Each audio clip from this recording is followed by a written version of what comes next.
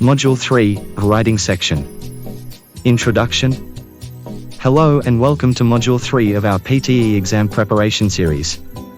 In this module, we will be discussing the different types of writing tasks that you can expect to encounter in the PTE exam. It is important to have a clear understanding of these tasks so that you can prepare accordingly and maximize your chances of success. Task 1, Summarize written text. The first writing task that we will be discussing is the Summarize written text task. In this task, you will be given a passage of text and you will need to write a summary of it in no more than 75 words. The key to success in this task is to read the passage carefully and identify the main ideas and arguments. You should aim to write a clear and concise summary that accurately reflects the content of the original text. Task 2, Write essay. The second writing task is the Write essay task. In this task, you will be given a prompt and you will need to write an essay in response. You will have 20 minutes to complete this task, and you will be graded on your ability to express your ideas clearly and coherently, as well as on your use of grammar and vocabulary. It is important to plan your essay carefully before you start writing, and to use appropriate examples and evidence to support your arguments. Task 3, Summarize spoken text. The third writing task is the Summarize spoken text task. In this task, you will listen to a recording of a spoken passage and you will need to write a summary of it in no more than 75 words.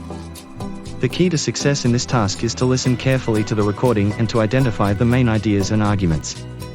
You should aim to write a clear and concise summary that accurately reflects the content of the original recording. The fourth writing task is the Write from Dictation task. In this task, you will listen to a recording of a sentence and you will need to write it down exactly as you hear it. You will only hear the sentence once, so it is important to listen carefully and to write quickly and accurately. You will be graded on your ability to accurately reproduce the sentence, as well as on your use of grammar and vocabulary. Module 3 of our PTE exam preparation series. Organizing ideas. The first step in writing effectively is organizing your ideas.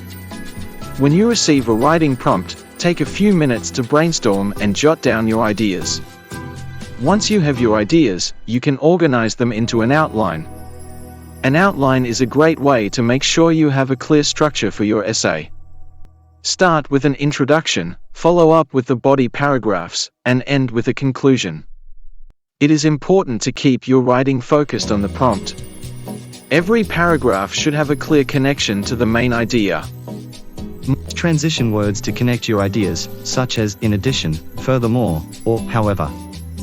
These words help your essay flow smoothly and make it easier to follow your train of thought. Writing effectively. In addition to organizing your ideas, it is important to write effectively. This means using appropriate grammar, vocabulary, and punctuation. Start by writing clear and concise sentences. Avoid using overly complicated vocabulary or sentence structures. If you are unsure about a word or grammar rule, it is better to use a simpler alternative.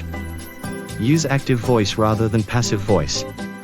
For example, John ate the sandwich is more effective than the sandwich was eaten by John. Active voice makes your writing more engaging and easier to follow. Another important aspect of writing effectively is proofreading. Take a few minutes at the end of your writing time to proofread your essay. Look for spelling and grammar errors, and make sure your sentences are clear and concise. You can also ask a friend or teacher to review your essay and provide feedback. Part 1, Grammar Review. As you know, the writing section of the PTE exam requires you to write in grammatically correct English. This means you need to have a solid understanding of grammar rules. Let's review a few important ones. Subject-verb agreement. This rule states that the subject and verb in a sentence must agree in number. For example, she runs every day is correct, while she run every day is not. Verb tense. It's important to use the correct verb tense in your writing. For example, if you're writing about something that happened in the past, you should use the past tense. Sentence structure. Sentences should be structured in a clear and concise manner. Avoid run-on sentences, sentence fragments, and awkward phrasing. Vocabulary review. Another important aspect of the writing section of the PTE exam is your use of vocabulary. You'll need to use a wide range of vocabulary to showcase your English language proficiency. Let's review a few important vocabulary rules.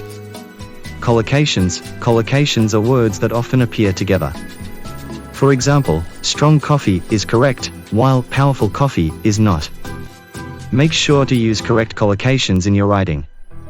Synonyms and antonyms. It's important to have a good understanding of synonyms, words that have the same or similar meaning, and antonyms, words that have the opposite meaning, to show your range of vocabulary. Idioms. Idioms are phrases that have a figurative meaning that can't be deduced from the literal definition of the words. For example, break a leg means good luck. Using idioms correctly in your writing can demonstrate your mastery of the English language. Section 1. Understanding the writing tasks. The writing section of the PTE exam consists of 2 tasks: summarize written text and write essay. Before we start practicing these tasks, it's important to understand the instructions and requirements for each task. The summarize written text task requires you to read a passage and summarize it in 1 sentence. The passage could be an academic article, a news article, or any other type of text. The key is to identify the main idea and write a concise summary that captures it. The write essay task requires you to write an essay in response to a prompt. The prompt could be an argumentative essay, a problem solution essay, or any other type of essay. The key is to structure your essay properly, present a clear argument, and use good grammar and vocabulary. Section 3. Receiving feedback.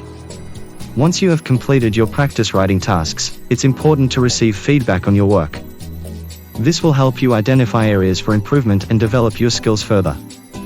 You can get feedback from a teacher, tutor, or even from online writing communities.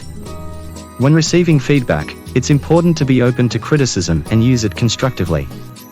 Identify areas where you need to improve and focus on those in your next practice session. Don't be discouraged by feedback, as it's an essential part of the learning process. Conclusion?